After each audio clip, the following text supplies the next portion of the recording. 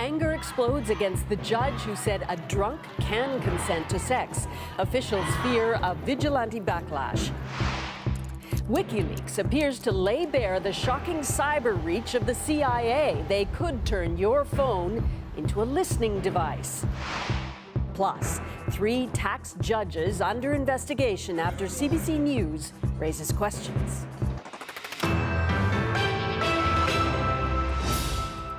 Anger over an acquittal in a sexual assault case boiled over into the streets of Halifax today.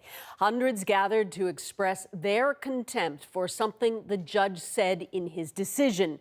Quote, "Clearly, a drunk can consent." And that statement has sent a shockwave across the country. Angela MacIvor has the latest. If someone is too drunk to say yes, they are too drunk to say no. This is a concept anyone in a courtroom should know. The crowd was moved when Ashley Avery recounted what many women have faced, the case of taxi driver Bassem Al-Rawi, and Judge Gregory Lanahan's decision to acquit him brought about 500 people together in protest. The victim did everything right. When you get into a cab to get home, you think that's the safest route. And to have something like that happen, to get raped when you think you're getting a safe drive home, and then for the rapist to get off, it's outrage. Al-Rawi was accused in May of 2015 of sexually assaulting a 26-year-old passenger.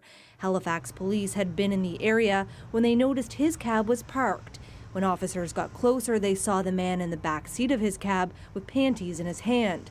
The female passenger was naked from the waist down. She was highly intoxicated.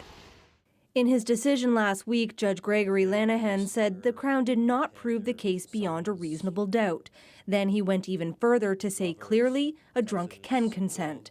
Those comments continue to hit a nerve with people across the city.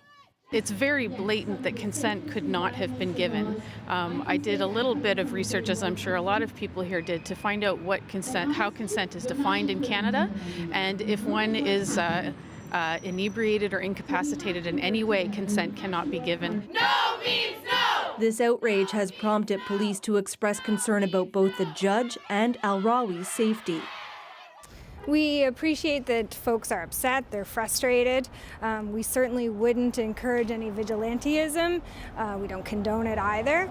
And mostly we wouldn't want people to get sort of themselves in trouble as a result of frustration or anger. Many people have complained about Lanahan's conduct. At least one has been accepted as an official complaint, but the outcome of that investigation can't reverse his decision in the taxi case.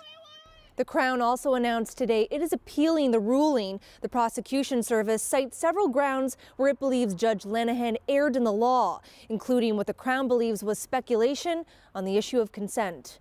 Angela MacIvor, CBC News, Halifax. Nova Scotia announced today that it will hire 2 special prosecutors to handle sexual assault cases.